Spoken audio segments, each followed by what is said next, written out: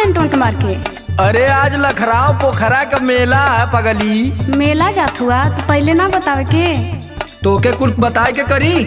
सुना, एक ठे चीज चाहत रहला। तोर हरदम घटला रहला कुछ न कुछ, जब देखा तब कपारे पे कचर कचर। अब तनी से सुना ना। तहू आज अपन सुनाई ले।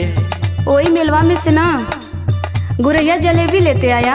अरे गुरैया जिलेबी लेबी न देवी, गुरैया जिलेबी। अभी ये कुल कहबा हम जानत रहनी है, लेकिन तब वो मन कैला कह देनी। सुना सुनावा। गुरही जलेबी अभी चाय पिया मेलावा में। ऐसा न कि एडीआर से और संदीप राज से मंगवा ले, ठीक है ना? हमारे टाइम ना।